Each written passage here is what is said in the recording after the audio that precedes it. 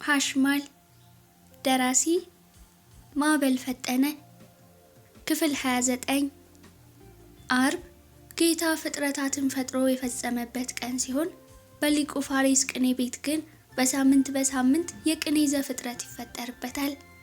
ሊቁ ፋሬስ የቅኔ ዘራፊዎች ቅኔ ዘርፈው እንዲነግሩ በጉባኤ ተሰየሙ። ገሞራው ለሊቁም አስቸጋሪ ተማሪ ከሆነ ሰነባብቷል። ከልጅነቱ ጀምሮ የሚያውቃቸውን ትውፊትም ሆነ ባህላዊ ወጎችን በቅኔ አይን ይመለከታቸዋል። ሊቁ ፋሬስ አንዳንድ ቀን በመወድሱ ሲበሽቁ፣ ሌላ ጊዜ ደግሞ በሰምና ወርቁ ሲስቁ ይውላሉ። ብሽቀታቸው ገሞራው ከእሳቸው ላቅ ብሎ በሊቃውንቱ ዘንድ እንደ አንድ ልዩ ክስተት መታየቱ ነው። ፍስሐቸው ደግሞ ገሞራው የባጡንም የቆጡንም በቅኔ ውስጥ እያመጣ ስለሚያስደስታቸው ነው። በዛሬው ጉባኤም አዲስ ምስጢር እንደያዘ ገጹ ይናገራል። ሊቁ እንደተለመደው ይምሃረን ወይስ ሳህለን ለሊቃውንት የገለጸ አምላክ ለኛም ቅኔውን ከንባቡ ጋር ይግለጽልን ብለው አንድ አቡነ ዘበሰማያት ደግሞ በላያ ገሞራው አሉ ካቦርታቸውን እያስተካከሉ። ገሞራው እንደ ልማዱ ተጀለጠ፣ አይኖቹ ተስለመለሙ። መጀመሪያ እንዳውራ በሬ ያገሳ፣ ወዲህም መንጎራደድ ጀመረ። ሲንጎራደድ የሊቁ አይን አብሮ መንጎራደድ ጀመረ። ለአፍታ ያህል ተንጎራዶ ሰውነቱ በቅኔ እሳትነት መፍላት ሲጀምር ተንስ ጴጥሮስ ዘኢትዮጵያ ሰማዕት አምጣነ ባዕዳን ሆክዋ ለሀገርከ ሰናይት አለ ገሞራው እንደ ልማዱ። ቅኔውን ተከትሎ አንገቱ ላይ ያለው ስር ሲወጠር ከናፍሮቹ ሲረግቡ ለተመለከተው ተፈጥሮና ቅኔ ድጋሚ እንደፈጠሩት ያሳብቃል። ተፈጥሮ የቅኔ ሰው አድርጋ ስትፈጥረው፣ ቅኔ ደግሞ የሌላ ውበት ትደፋበታለች።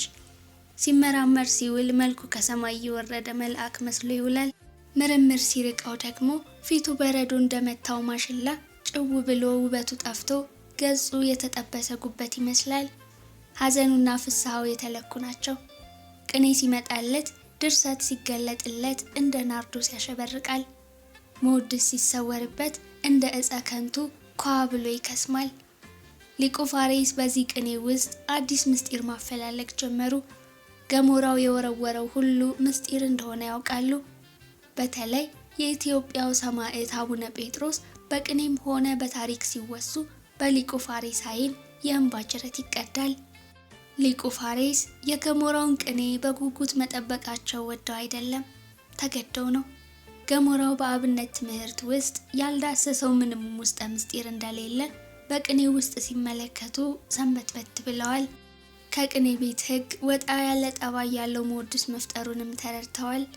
ገሞራው በአብዛኛው ጊዜ በጻድቃን በሰማዕታት ክብር ከሚዘርፋቸው ቅኔዎች በተጨማሪ ከእኒህ ታሪኮች ወጣ ያለ ሀገራዊ ፍልስፍና ተጠናውቶታል። ቅኔዎቹ እንደ ክፍለ ዮሐንስ ዘጎንደር ቅኔ ለፍልስፍና ለባህልና ለኪነ ጥበብ ቀረብ ያሉ እንደሆኑ አፍ አውጥተው መናገር ጀምረዋል። ሊቁ ፋሬስም በዚህ ሁኔታ ግራ መጋባት ቢጀምሩም በግድ እየተቀበሉት ነው። 2-3 ቀን ግን በቅኔው ምስጢር ዱላ ቀረሽ ጠብ ውስጥ ገብተው ነበር። ጸብ ውስጥ ያስገባቸው ከተለመደው ወጣ ያለ ምርምር ይዞ ብቅ ይልና በሊቁ ፊት ይንበቀበቃል። ወጣቱ ባለ ቅኔ ገሞራው ሊቁ ከተለመደው የቅኔ ሕግ ሲያልፍ አይልም ይላሉ፣ ወይም አንለውም ሲሉ ራሳቸውን አንቱ ብለው ይጠራሉ። ገሞራው አመክንዮ እየጠቀሰ ይከራከራቸዋል። ሊቁ ይረታሉ። ሲረቱ ክብራቸውን የተዳፈረ እየመሰላቸው ቶሎ ቱክ ይሉ ነበር። እየቆዩ ግን እየለመዱት መጡ። የቅኔውን አመጣጥ ለመረዳት እንጂ የሊቁን የእውቀት አድማስ ለመሰለል እንዳልሆነ ሲረዱ በእውቀቱ ላይ የሚያውቁትን ምስጢር እያነሱ መከራከር ጀመሩ። እንዲያውም እየቆዩ ተማሪዎቻቸውን ሲመርቁ ቅኔ ከሚመስል ግጥም፣ በረከት ከሚመስል መርገም ራሳችሁን አድኑ ሲሉ መምከር ጀመሩ። ቤት የሚመታ ግጥም ሁሉ ቅኔ አይደለም፣ ንግግር ሁሉ ስብከት አይደለም። ቅኔ ከቀሊላ ልቦና የማይገኝ ፍልስፍና ነው። ስብከትም ከቃል አዋቂዎች የራቀ የህይወት ክፋይ ነው ብለው ማስተማር ጀምረዋል። ገሞራው እንደ በጥባጭ ቅኔ ዘራፊዎች እየተንጎራደደ ቅኔውን ከደጋገመው በኋላ በል እስኪ ፍታው አሉ ሊቁ ባለቅኔውን ገሞራውን እየተመለከቱ። ገሞራው ተንስ ጴጥሮስ ዘኢትዮጵያ ሰማዕት አምጣነ ባዕዳን ሆክዋ ለሀገር ከሰናይት ብሎ ያመጣውን ቅኔ ወደ አማርኛ ሲተረጉም እንዲህ ነበር ያለው። የሞት ሐዋርያ የጦቢያ ሰማዕት ባዕዳን ሀገርህን እንዳይቦጠቡጣት ተነስልን ጴጥሮስ አትሙት በኔ ሞት ከሕይወት ዛፍ ፍሬ ቀንጥበው ለመብላት አለ ገሞራው ግዕዙን ወደ አማርኛ እየተረጎመ። ሊቁ ፋሬስ የመጨረሻዋን የግጥም ሐረግ መዘው ለመሆኑ የሕይወት ዛፍ በኢትዮጵያ ምድር መኖሯን ታምናለህ አሉ። ማመንም አለማመን የሚከብድ ይመስለኛል። በግሌ ወሬው ለምን እንደሚወራ ለማወቅ የኢትዮጵያን ሸለቆዎች በከፊል አዳርሻቸዋለሁ። አሁንም ገና እግሬ ያልደረሰበት የምጠረጥረው ስፍራ አለ፣ ወደ እርሱ ሄዳለሁ አለ ገሞራው። እሷን ለማግኘት ነው አሉ ሊቁ። አዎ። ለመሆኑ እስካሁን ከሀገራችን ክፍል በየት ዞረሃል አሉ ሊቁ። በትክክል እርሳቸው የሚያውቁትን ያውቅ ይሆን ብለው ተጠራጥረው ቀሩኝ የምላቸውና የምጠረጥራቸው ሸለቆዎች በጣም ጥቂቶች ናቸው ብሎ በህሊናው ትኩረት ሰጥቶ የዞረባቸውን ሸለቆዎች ማሰላሰል ጀመረ። ወዲያውኑ ግን የወጣ የወረደባቸው ሸለቆዎች ትዝ አሉት። አስቀድሞ የወረደው አባይ ሸለቆ ነበር። የአባይ ሸለቆ ከሰሜናዊ የሀገራችን ክፍል ጀምሮ እስከ ጥቁር አባይ የሚደርስ ቢሆንም ቅሉ ገሞራው ግን በጎሃ ጽዮንና በደጀን መሃል የህይወት ፍሬን የሚያውቁ ሊቅ እንዳሉ በወሬ ሰምቶ የተንከራተተባቸው ሸለቆዎች አንድ በአንድ መጡለት። ለምሳሌ ሀሳሳ የጀመርኩት በአባይ ሸለቆ ነው። ከማውቀው ሀገር ልጀምር ብዬ በደጀን በኩል ወርጄ በጎሃ ጽዮንና በደጀን በኩል ባለው የአባይ ሸለቆ ሀሳሳይን ጀመሩ አለ ገሞራው። ለምን እሱን አስቀደመ አሉ ሊቁ ለምክንያት ይመቸኝ ብለው። እንደሚታወቀው አባይ ሸለቆ በደጀንና በጎሃ ጽዮን አድባራት ተከቦ ይኖራል። በቅርብ ቀን የተሰራው የአባይ ጠመዝማዛ መንገድ በውስጡ ህቡዕ ምስጢር አርግዞ ከፊት ለፊቱ ተነጥፏል። ከጎሃ ጽዮን እስከ ህዳሴው ድልድይ የተሰራው መንገድ መፈረካከስ የጀመረው ገና ተሰርቶ ሳይመረቅ ነበር። ከአባይ ወዲያ ማዶ ከደጀን እስከ አባይ ያለው መስመር በግንባታ ላይ እያለ ከጎሃ ጽዮን ወዲህ ማዶ ያለው መሰነጣጠቅ ጀመረ። ነጮቹ ይህንን መንገድ ለመስራት ረጅም ጊዜ እንደማይፈጅባቸው ግልጽ ነው። ይህን ያህል እንደ ዓመተ ፍዳ እድሜውን ያስረዘሙበት ምስጢር ከጀርባው ሌላ ውስጠ ወይራ እንዳለው ገምቼ ነው አለ ገሞራው። ሊቁ በአንክሮ ቀና አሉ። ገሞራው በትህትና አንገቱን ወደ መሬት ዘንበል አድርጎ ቀጠለ። እኒህ ባዕዳን በተለያዩ የሥራ ዘርፍ በመጡ ቁጥር የኢትዮጵያ ምስጢርና ጥበብ ለመቧጠጥ የማይፈነቅሉት ትክል ድንጋይ እንደሌለ ዝንተ ዓለም ይወራል። እኔም በውስጡ ጣሊያኖች ሳይቀር ጠባቂ መልአክ መስለው የሚያፈነፍኑት ምስጢር እንዳለ ስለሰማው ጉዞዬ ወደዚያው ሆነ። በተለይ ጣሊያኖች ድሮ በጦርነት ሲጠቁ፣ ዛሬ ደግሞ በልማት ስም በአባይ ሸለቆ ውስጥ የህይወትን ፍሬ ለመረከብ ጉንዳን እንደሚፈልግ ገመሬ ዝንጀሮ ድንጋይ ይፈነቅላሉ ይባላል። እንግዲህ ድሮ አባቶቻችን በቶፋና በጋን የቀበሩትን ወርቅ ነበር።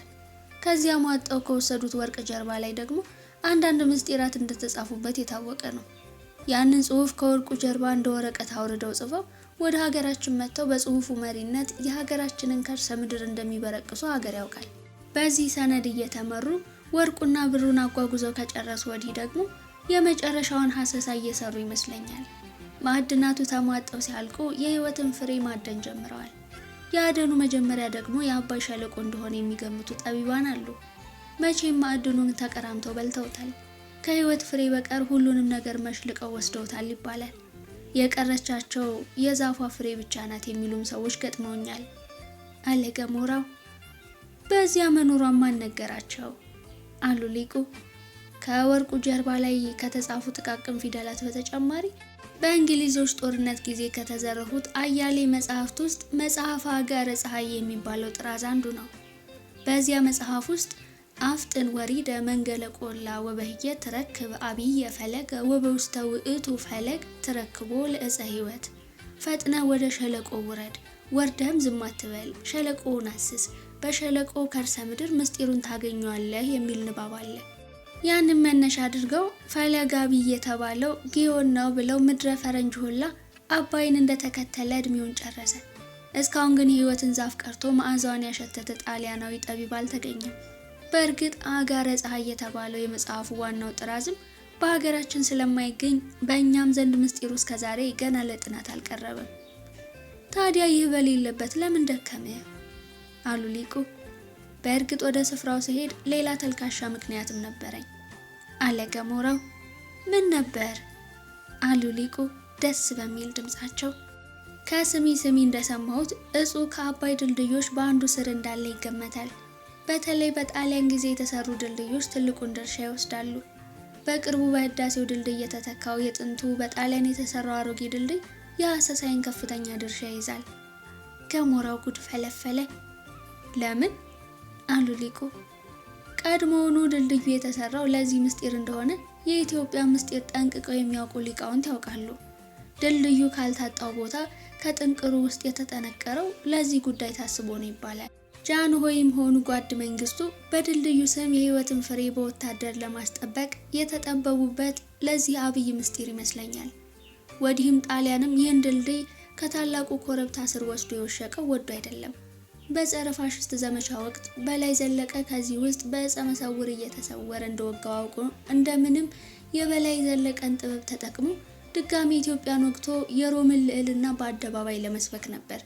መቼም ጣሊያን ከአባይ ሸለቆ ውስጥ ድልድይ ለመስራት የወሰነው ለኢትዮጵያ ስልጣኔ ብቻ እንዳልነበረ ግልጽ ነው። ህዝቡን ድልድይ እየሰራው ነው ብሎ አታሎ ፍሬዋን ለመጠቀም ነበር። ህልሙ ቅዠት ሆነበት። የሀገሬ ጠቢባን ጥበባቸውን ተጠቅመው ህልሙን እንደ ጉማ ተነኑት፣ ምስጢሩን ጋረዱበት። በሌላ ጊዜ ንጉሱ ያንን ድልድይ ሲጎበኙ ምስጢሩ ተነገራቸው። ንጉሱም የጠቢባኑን እውቀት ለመፈተን ይህን እንዲያጠኑ ጠቢባኑን እየላኩ አንድ በአንድ አስፈትሸውት ነበር። ሊያገኙት ግን አልቻሉም። እየቆዩ ይህንን ምስጢር ለማግኘት በላይ ዘለቀን በድብቅ ቢለምኑት ፊት ነሳቸው። ተናደው ስቅላት ፈረዱበት አለ ገሞራው። ሊቁ እንባቸው ዱብ ዱብ ማለት ጀመረ። ልማዳቸው ነው። በበላይ ዘለቀ ስቅላት ደም ያነባሉ። ስለ አጤ ቴዎድሮስ ሞት እዥ ያፈሳሉ። የሰማዕቱ የአቡነ ጴጥሮስን በመትረጊስ መደብደብ ሲያስቡ ታሞ ይሰነብታሉ። በተለይ አንድ ጊዜ አዲስ አበባ ዘልቀው ሲመለሱ የአቡነ ጴጥሮስን ሐውልት ከነመትረጊሱ ባዩ ሰሞን ታመው ነበር። ከዚያም እንባቸውን እንደምንም ለመቆጣጠር ሞክረው ሲያቅታቸው ከኪሳቸው መሐረባቸውን አውጥተው አይናቸውንና አፍንጫቸውን በመሐረባቸው እየጠረጉ ወይ ይቻለ ወይ ይች ኢትዮጵያ ስንቱን ጀግና በላችሁ ብለው ተደነቁ። ገሞራው ግን የሊቁን የእንባ ጠብታና አንክሮ ከመጤፍ ሳይቆጥር በቅኔው ስላመጣው ጉዳይ ማብራራት ቀጠለ። የሆነው ሆኖ የህይወት ዛፍ እስከ ቅርብ ጊዜ ድረስ በቦታው እንዳለች በወግ አዋቂዎች ዘንድ ይነገራል። እኔም ቦታዋ ድረስ ደርሼ ነበር። በወቅቱ አንድ ሆረ የሚባሉ በህይወት ዛፍ የሚጠቀሙ ሊቅ እንዳሉ ሰምቼ በእግሬ አዘገሙ። ስደርስ ጋራው በሰራዊት ተከቧል። ከሄዱ አይቀር ብዬ ወደ አንድ ወታደር ጠጋ ብዬ ስለ ሰውየው መኖርና ለመኖር ጠየቀው። ወታደሩ ግን በጎ ምላሽ አልሰጠኝም። ወደዚህ ምን አመጣ አንተ አሸባሪ ብሎ አፈጠጠብኝ። የእግዚአብሔር አገልጋይ ዲያቆን ነኝ። ከዚህ ከሩፋኤል ገዳም ውስጥ የሚኖሩ አባት እንዳሉ ሰምቼ ልጠይቅ ፈልጌ ነበር አልሁት። ወታደሩ መታወቂያዬን ተቀብሎ በጭንቅ አንብቦ የቋጠረውን ግንባሩን ፈታ አደረገው። ጥቂት ቆይቶ ደግሞ እንደገና ቋጠረው። አያይዞ ግን ሰውየው ለስሙ ከዚህ አሉ ይባላል እንጂ የሚኖሩት ሌላ ቦታ ነው። ወደ ሸለቆ አንዳንድ ጊዜ ብቻ ብቅ ይላሉ አለኝ አለ ገሞራው። ሰውየው ማን ነበሩ? አሉ ሊቁ ፋሪስ። የተለየ ስምና ሀገር የላቸውም። ሀገራቸው ኢትዮጵያ፣ የጥበብ ስማቸው ደግሞ ሆረ ይባላል። እንደሚባለው በዚህ ሸለቆ ውስጥ መኖር ከጀመሩ ብዙ ዓመታት አልፏቸዋል። ሆረ ከሰማይ ብር ያወርዳሉ፣ ንዋይ ከሰማይ ያዘንባሉ ይባላል። ወዲህም በጥበብ ተጠቅሞ በደመና ይጫናሉ የሚል መላምትም አለ። በቅኔ በኩል ግን የተመሰከረላቸው ሊቅ ናቸው። ቅኔ ዘረፋ ከጀመሩ ሰማይ ምድሩ ይጠባቸዋል። እንዲያውም ሲሞቱ ጥበባቸውን ለኢትዮጵያ ሊቃውንት አወርሰዋለሁ ሲሉ ተናዘዋል አሉ። ገሞራው ለማመን የሚከብድ ምስጢር መዘዘ። እንዴት አሉ ሊቁ። እንደ ሰውየው አገላለጽ ከሆነ ዕለተ ሞቴ ሲቀርብ አባይ ወርዳለሁ፣ እግሮቼን በአባይ ውሃ ታጠባለሁ። ለሳምንት ብቻ ውሃውን ለጠጣ ምስጢር ይከሰትለታል። ያን ጊዜ ወንዙ በጥበብ ይሞላል። በዚያ ሳምንት ጊዮንን ለጠጣ ቀርቶ በዋና ሲሻገር ገላውን ለነካው ሁሉ ምስጢርና ጥበብ ይገለጠለታል ሲሉ ያወራሉ። ጊዜ ገጥሞት ከጠበሉ የተጎነጨ ፍጡር መልአከ ሞትን አጉዞ ለ700 ዓመት ያህል በህይወት የመኖር መብት ይሰጠዋልን ብለዋል ካለ በኋላ ታዲያ ምን ያደርጋል፣ መንግስት እስከ ዝንግንትላቸው ወርሶ የቁም እስረኛ አድርጓቸዋል። በወታደር ተከበው እንደሚኖሩ ተረድቻለሁ። ሆኖም ተስፋ አልቆረጥሁም። እንደምንም ለአንድ ጊዜ ባገኛቸው ብዬ አንዳንድ ምስጢራዊ ስጦታዎችን አዘጋጅቼ ነበር የሄድኩት አለ ገሞራው። ሊቁ ፋሬስ ይህንን ታሪክ በጽሞና ሲያዳምጡ ቆይተው እሱን ሀተታተውና በቅኔው ውስጥ ተነስልን ጴጥሮስ አትሙት በኔ ሞት፣ የሞት ሐዋርያ የጦቢያ ሰማዕት፣ ባዕዳን ሀገርህን እንዳይቦጠቦጧት የህይወትን ፍሬ አስሰው ለማግኘት ያልሆነ የቅኔ ክፍል ብቻ አብራራው አሉ። ገሞራው ቀጠለ። አቡነ ጴጥሮስ ለሀገራቸው ሲሉ ሞትን ፊት ለፊት የተጋፈጡ አቡን ናቸው። ከዚያ ወዲህ ኢትዮጵያ እሳቸውን ያለ አቡን ሳታገኝ ከዚህ ደረስን።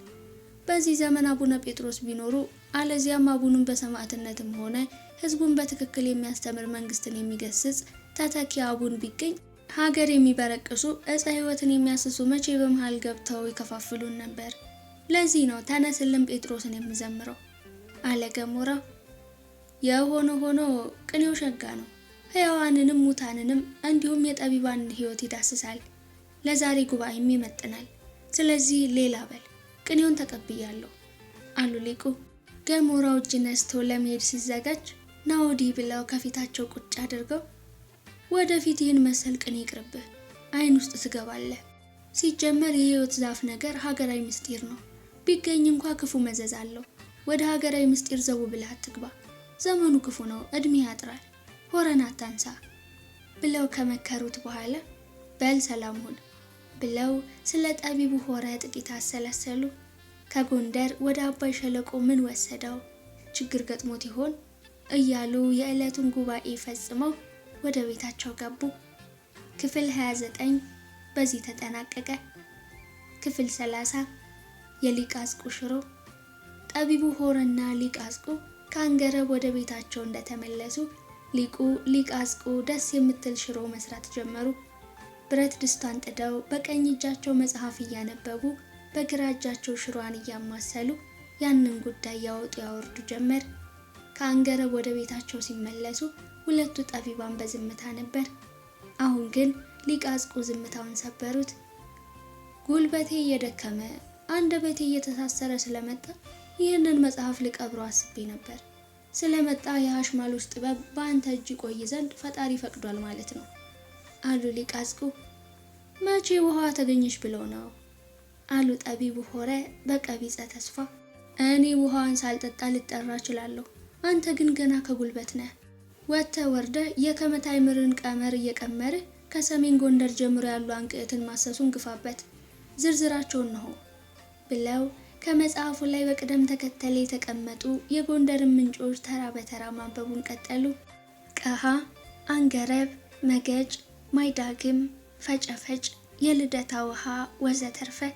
እኒህ ሁሉ ውሃዎች የጎንደር ትሩፋቶች ናቸው። እኒህ ዛሬ ላይ በአይን የሚታዩ ሲሆኑ ወደ ውስጥ ተቆፍረው የተቀበሩት ደግሞ የሚከተሉት ናቸው። ዝርዝራቸው ነው። አንጾኪያ፣ ዮርዳኖስ፣ ሾላዬ። እኒህ ወንዞች ቅድመ ፋሽስት ወረራ በጎንደር ከተማ ይፈሱ ነበር። በወረራው ወቅት ግን ጣሊያን ወደ ውስጥ አሰጠማቸው። የህይወት ውሃ ከእኒህ በአንዱ ውስጥ ልትኖር ስለምትችል ሀሰሳው ከርሰ ምድርን ጭምር ያካትታል። ያም ሆነ የህይወት ውሃ አባይ በጣና ላይ እንደሚሄድ በእሷ ላይ ደግሞ ሌሎች ውሃዎች ይሄዱባታል እንጂ እሷ በውሃዎች ላይ አትሄድም። አባይ በጣና ላይ መሄዱ ሌሎች አንቅዕት በህይወት ውሃ ላይ እንደሚሄዱ ያስረዳል። የዚች ምስጢረኛ ውሃ መክሰት ደግሞ ይህ መጽሐፍ ነው።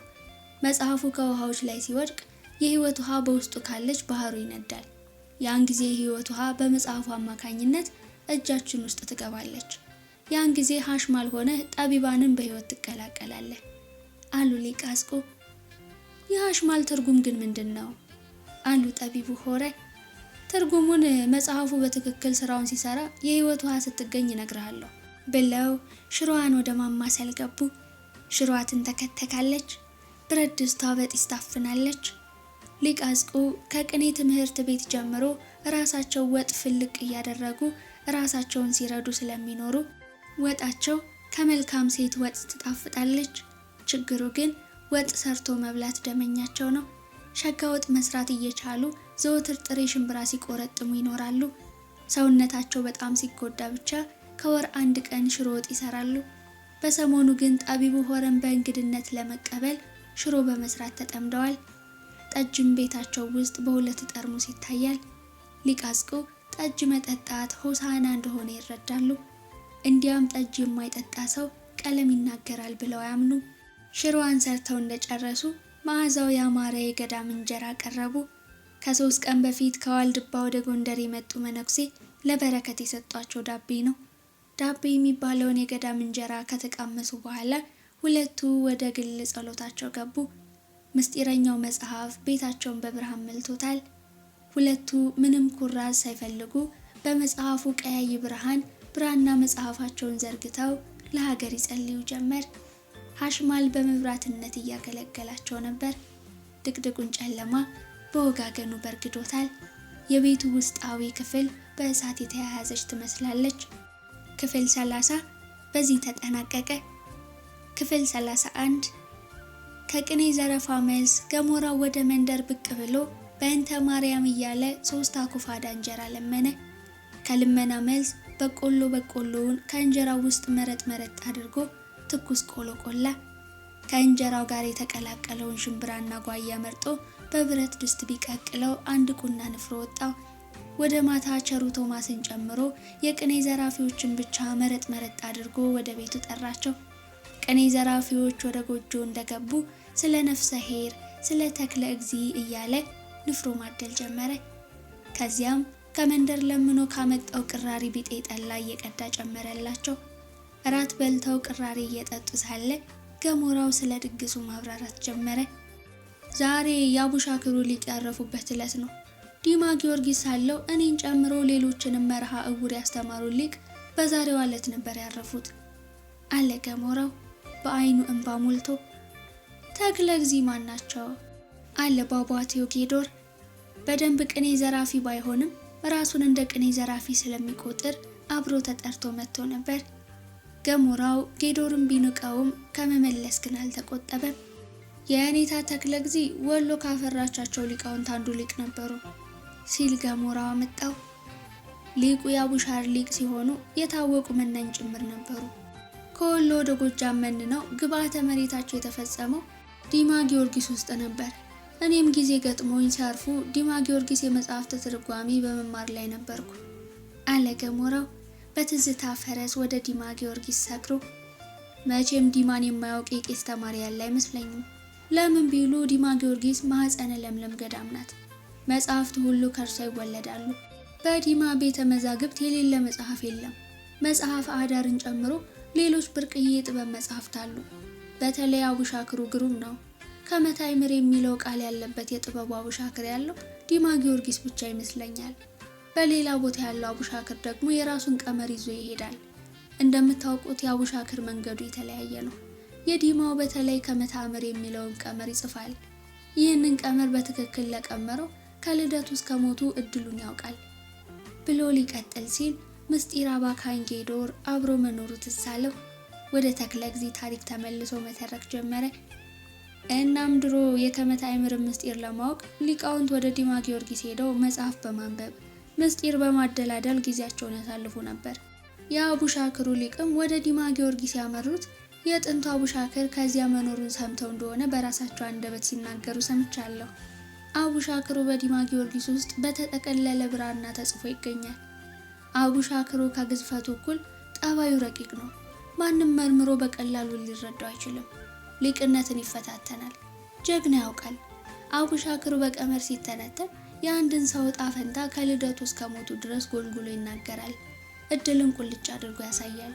ከመታይምር ዘንተ ከመታይምር እያለ ጥበብ ቀመስ ቀመር ያስተምራል። ቀመሩን ላወቀ ደግሞ እድል ፈንታውን በቀላሉ ያውቃል። የሞቱን ዕለት ሳይቀር ቀመሩ ይጠቁማል። ያም ሆኖ ቅሉ አቡሻክሩ ቀሳፊ መልአክ ጭምር ይመስለኛል።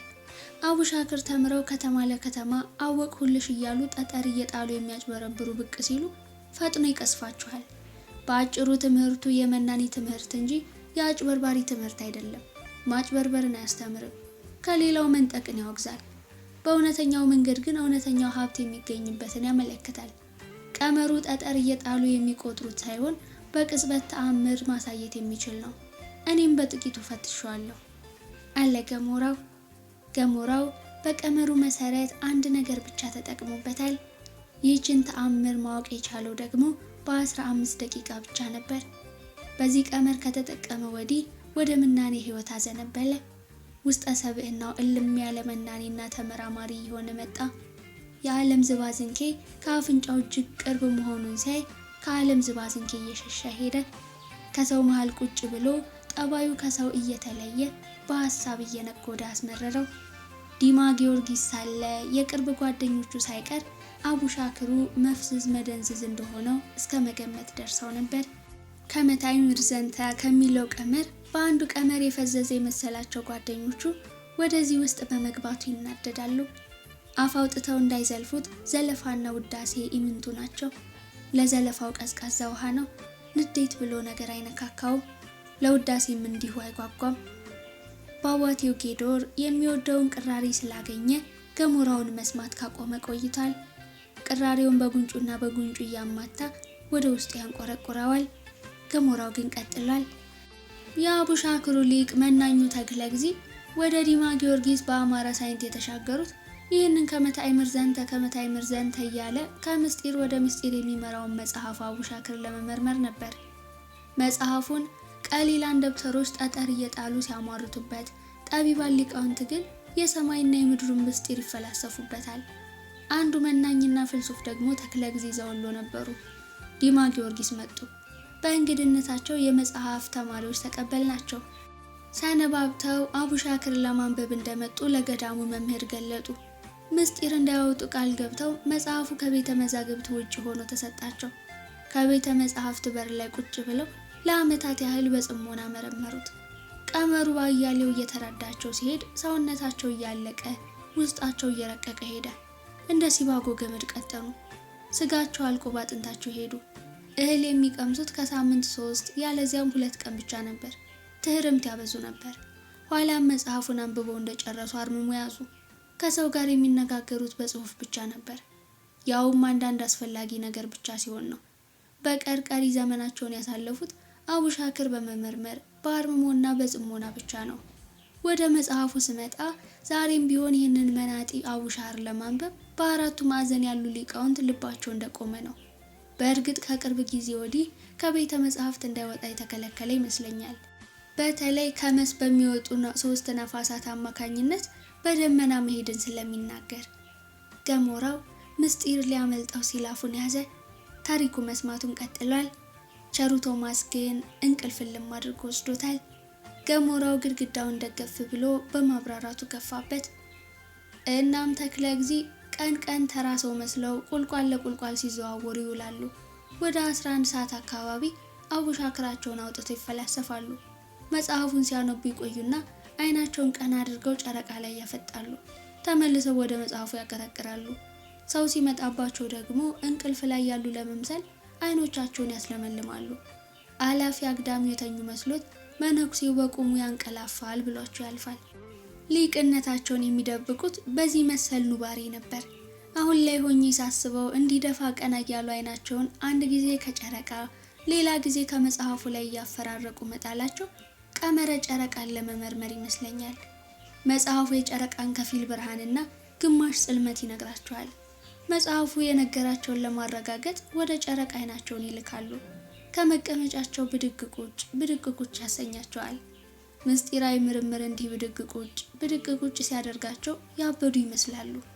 ዘወትር ይህንን በመሰለ ምርምር ያመሹና ጨረቃ በደንብ ወገግ ስትል መጽሐፉን አጥፈው ወደ ዕቃ ቤቱ መልሰው ወደ ጎጇቸው ገብተው ለጸሎት ይሰለፋሉ። ደግሞ ትዝ ይለኛል በደብሩ ጥድ ስር ቁጭ ብዬ ወንጌል ሳጠና ቀስ ብለው ከባታቸው ወጥተው ያጨበጭቡልኛል። ቀና ስል ና ወዲህ በሚል አይነት እጃቸውን ያወናጭፋሉ። ጣቶቻቸው ቀጫጭን ሲሆኑ እንደ ፋና ያበራሉ። መዓዛቸው እንደ ናርዶስ ጠረን ያውዳል። የጣታቸው አጽቅ ግን ለምጽ በለምጽ ነው። ስግደት ስለሚያዘወትሩ ቡግ ብሎ ቆስሎ ተመልሶ ስለደረቀ ለምጹ ብቻ ለምልክት ቀርቷል። ዘወትርና ወዲህ ሲሉኝ እየተንቀጠቀጠው እሄዳለሁ። ከቤታቸው በር ስደርስ ድንጋይ ላይ አረፍ እንድል ያመለክቱኛል። በጣም እፈራለሁ አለ ገሞራው። ለምን ትፈራለህ? አለ ጌዶር በፍርሃት በኩል ጓድ ያገኘ መስሎት። ፍርሃቴ የዕለተ ሞቴን ይነግሩኛል ከሚል የመነጨ ነበር። አቡሻክር የተማረ ሊቅ የሌላውን የዕድሜ ጣራም ያውቃል። የመሞትም ሆነ ብዙ ዘመናት የመኖሩን ዕጣ ፈንታ እንደሚያውቅ ቀደም ብዬ አውቃለሁ። ገና አቡጊዳ ስቆጥር ወሬው ደርሶኛል። ከኔታ ለበቅ ለጥቆ የማውቀው ነገር ቢኖር እሱ ነው። ይህን ስለማውቅ አቡሻክር የተማረ ሊቅ ስፈራ ኖር ነበር። በእርግጥ እንደ ሙሴ ያስፈራኝ ሞቴ ብቻ አይደለም፣ ከሞት ቀድሞ የህሊና ሞት አለ። ህሊናው የሞተ ሰው ባይሞትም በድን ነው። እኔን ያስፈራኝ ቀዳሚው የህሊና ሞት ነበር። በዕለት ትልፋ በቅርብ ቀን መልአከ ሞት ይጎበኝሃል ቢሉኝ ተስፋ ቆርጣለሁ። ከቅኔና ከመጽሐፍ ትምህርት እናጠባለሁ ከሚል የህፃንነት አይምሮ የመነጨ ነበር ፍርሃቴ። እግዚአብሔር ይመስገን አለ ገሞራው አይኖቹን ወደ ሰማይ ወንጭፎ። እግዚአብሔር ይመስገን ያንን ሳይሉኝ ተለያየን። የራሳቸውን የሞት ዜናም ሆነ ያለፈውን ዕጣ ፈንታቸውን ሲያረዱኝ የእኔን ዕጣ ፈንታ ደበቁኝ። ገሞራው ትንሽ ትክዝ አለ። እንዴት የራሳቸውን ዕጣ ፈንታ ነገሩኝ ማለት ምን ማለት ነው? አለ ታሪኩ ቅራሪዋን ምንም ሳይቀምስ በተመስጦ ሲሰማ ቆይቶ። ነገሩ ወዲህ ነው ሲል ቀጠለ ገሞራው። ነገሩ ወዲህ ነው። አንድ ቀን መጽሐፍ ስመለከት እንደ ልማዳቸው ጠሩኝ ሄዱ። ከዚህ ዓለም የምንለይበት ጊዜ ደርሷል። ቀኑ ደግሞ ወር በገባ በ29 ቀን ነው። በቀትር ሰዓት የቅዳሴ ደወል ሲደወል እሞታለሁ የሚል ጽሑፍ በብጣቂ ወረቀት አቀብለውኝ ዘለው ቤታቸው ገቡ። አንብቤ ስጨርስ ስቅስቅ ብዬ አለቀሱ። ያስለቀሰኝ ሞታቸው ብቻ አይደለም፣ ሊቁ ሲሞቱ አቡሻክሩ አብሮ መቃብር መውረዱ ጭምር ውልል ብሎ ታይቶኝ ነው ብሎ አይኖቹን ግልጥልጥ አድርጎ ወደ ጓደኞቹ ወረወራቸው። ታሪኩ በተመስጦ ሲሰማ ቆይቶ አይኖቹን ወደ ቅራሬው ወረወረ። ጌዶር እጁን ሰዶ በዋርማ ከቀረበለት ቅራሬ በኃይል ተጎነጨ። ገሞራውም በደም የተሰረቡ አይኖቹን ገርበብ አድርጎ ዝም ሲል ሊቁ ዘይገርም ሊቅ ናቸው። የሊቃውንቱ ጥበብ በቀላሉ ተነግሮ አያልቅም። አሁን ይህን ማን ወንዱ ነው አሚን ብሎ የሚቀበለው? አለ ታሪኩ። እውነት ነው ታሪኩ፣ ሲሰሙት ተአምር ይመስላል፣ ያፈዛል፣ ያደነዝዛል። ነገር ግን መፍዝዝ መደንግዝ አይደለም፣ ተአምርም አይደለም። በአይኖቼ ያየሁት የአባቴ ታሪክ ነው አለ ገሞራው። ፍጻሜው ምን ላይ ደረሰ? አለ ገራገሩ ቶማስ ከእንቅልፉ ባኖ። አይኖቹ በእንቅልፍ አብጠው የበሰለ የሾላ ፍሬ መስለዋል። ገሞራው ቀሪውን ታሪክ ለመግለጽ ከኤርታሌ ጉድጓድ እንደሚፈናጠር እሳት የሚንቀለቀሉ አይኖቹን ሰመመን ውስጥ ከተታቸው። አይኖቹን ሰመመን ውስጥ ጥሎ ተአምር የሚመስሉ ነገሮችን ማብራራት የዘወትር ልማዱ ነው። የሰውን ስሜት የሚነኩ ነገሮችን ሲያብራራ አይኖቹን ያስለመልማቸዋል፣ በሽፋሽፍት ይደብቃቸዋል፣ ሰመመን ውስጥ ይጥላቸዋል። ቅኔ ሲዘርፍ ደግሞ የበለጠ ሰመመን ውስጥ ይወድቃል። ሁለመናው ሰመመን ውስጥ ሆኖ ቅኔውን ሲያንጎደጉዳው የቀለም ዘር ጠባትለውም ያንን ገመድ የሚያክል መወድስ ወደፊት ይስበዋል፣ ወደ ኋላ ይጎትተዋል። ወደ ሰመመን ዓለም ሲገባ ታዳሚውን ሰመመን ውስጥ ይጥላል። እሱ ታሞ ሌላውን ያሳምማል፣ በቅኔ አብዶ ሌላውን ያሳብዳል። እረፍቴ ደርሷል ሲሉ ጽፈው የሰጡኝን ወረቀት ወደ መጽሐፍ መልሼ ወደ ቁልቋሉ ጫካ ገባሁ። የቁልቋሉን እሾክ እየረገጡ ወደ ውስጥ ዘልቄ አንድ ሙሉ ቀን በግንባሬ ተደፍቼ ስነፈርቀዋለሁ። በዚህች ቅጽበት ያረፉ መስሎኝ ነበር። ወደ ማታ ቤታቸው ሄጄ አጨበጨብኩ። ብሩህ ገጻቸውን አስቀድመው ብቅ ሲሉ ማመን ተሳነኝ። ረጅም ናዝራዊ ጸጉራቸውን ሽቅብ እየቀለበሱ ሲመጡ ከመቃብር የወጡ መስሎኝ እንደ መግደላዊት ማርያም ከጉልበታቸው ወደቀው። ለትህትና ያህል ወደ ኋላ ተስፈነጠሩ። ከእግራቸው ጫማ ላይ ሊያርፉ የነበሩ ከናፈሮቼ አፈር ጎረሱ፣ ድንጋይ ነከሱ። በእጃቸው ደረቴን ደግፈው ሲያስነሱኝ አንዳች ነገር ተሰማኝ። እጃቸው ሞቋል። በሙቀት ውስጥ መልካም መዓዛ ወደኝ። ከመሬት ሲያነሱኝ እንደ መርዶ የከበደኝ ትካዜ ከላይ ተገፈፈ። ከዚያች ቅጽበት ጀምሮ ማልቀስ አቆሙ።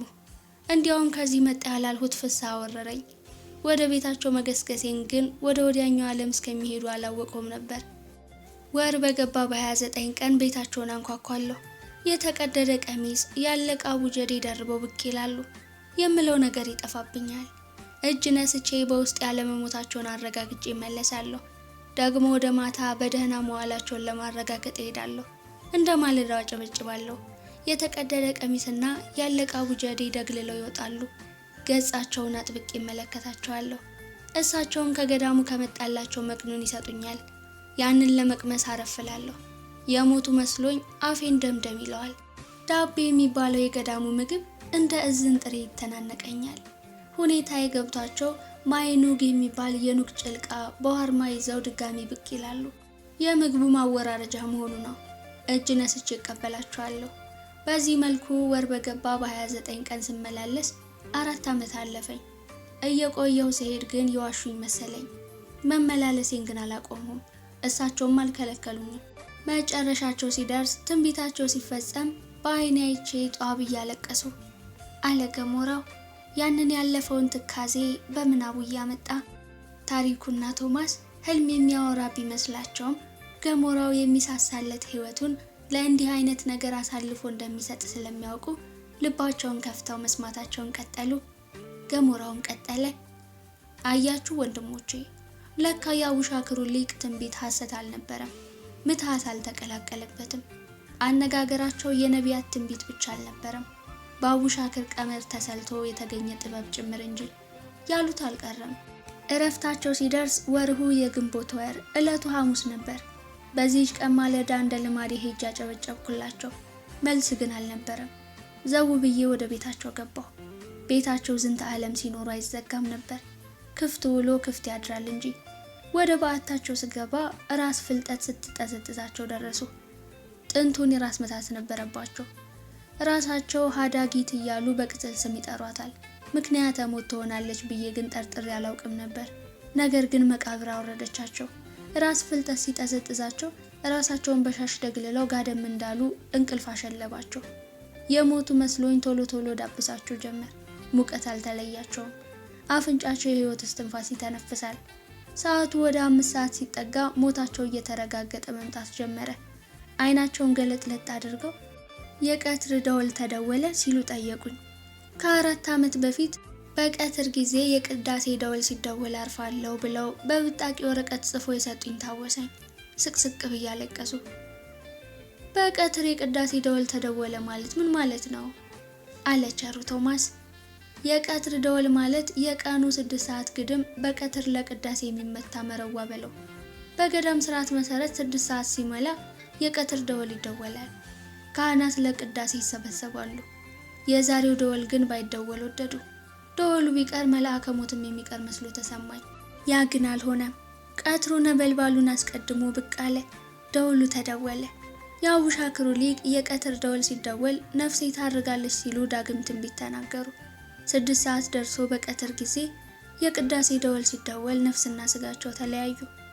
ገሞራው ትክዝ ብሎ አንገቱን ደፋ። ገሞራው በጥቂቱም ቢሆን ከእኒህ ተመራማሪ ሊቅ አቡሻክሩን ቀጽሏል። መርሃ እውሩን አሂዷል።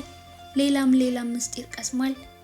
ቆይማ ጓዴ አንድ ጥያቄ አለኝ አለ ታሪኩ በተደሞ ሲሰማ ቆይቶ። ምን ነበር?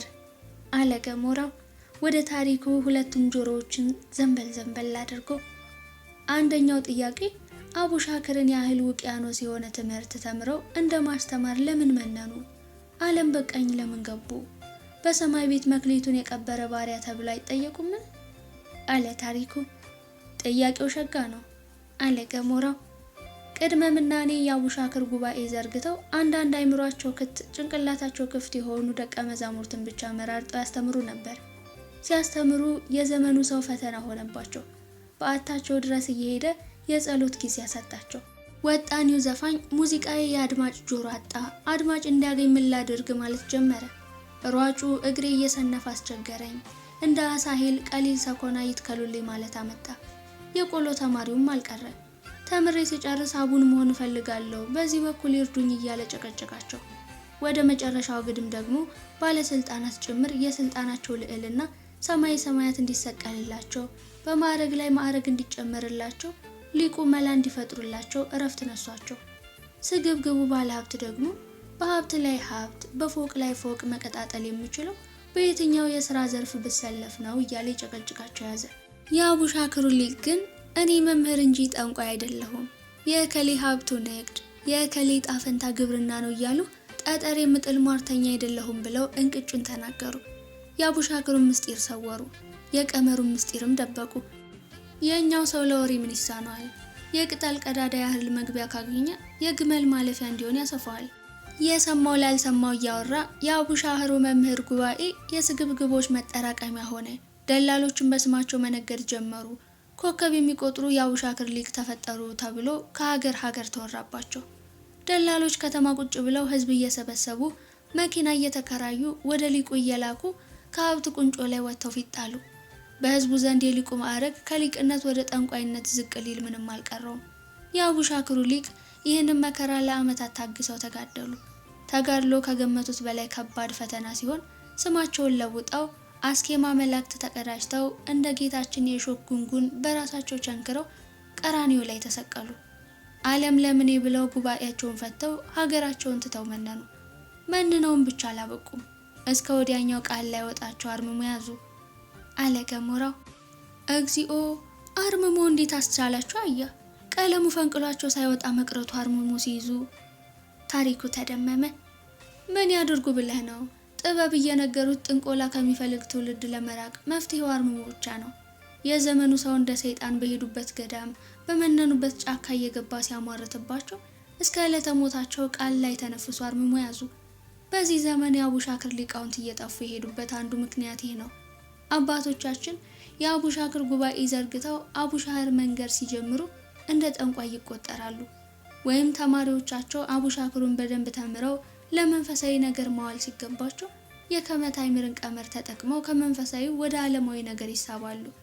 ነዋይ ሲማርካቸው ወደ ጥንቁልና ይዘምታሉ። የአቡሻክር ሊቃውንት ይህን ሟርት አጥብቀው ስለሚጠሉ ከማስተማር ታቅበው ገዳም ገብተው ራሳቸውን ይደብቃሉ። ለራሳቸው ኖሮ ለራሳቸው ብቻ ያልፋሉ። የነገውን ባናውቅም ዛሬ ላይ የአቡሻክር ትምህርት በኢትዮጵያ እየተመናመነ የመጣው ሊቃውንቱ ራሳቸውን በመደበቃቸው ነው። ተምረው እንዳልተማሩ አርምሞ ይዘው አፋቸው ሳይናገር ምላሳቸው እንደተቋጠረ ምስጢር ሳይተርፉን ወደ መቃብር ይወርዳሉ። ፍልስፍናቸው ከስጋቸው ጋር ይቀበራል። ጥበባቸውን ሙጃ ይወጣዋል። የሆነው ሆኖ የዛሬው የነፍስ ይማር ለእሳቸው ነው። በሉ ነፍስ ይማር በሉ አለ። ነፍስ ይማር ነፍስ ይማር ብለው ዝም አሉ። ገሞራው በድቅድቁ ጨለማ ፈሪው ጌዶርን ቤቱ ድረስ ሸኝቶ ተመልሶ የቅራሪዋን ቅምጫና ወደ ውጭ አውጥቶ ወደ ቆጥ አልጋ ወጣ። ታሪኩና ቶማስ ባሉበት እንቅልፍ ጣላቸው። ሌሊቱ የጨለማ በርኖስ ደርቦ ነበር። ክፍል 31 በዚህ ተጠናቀቀ። ክፍል 32 ይቀጥላል።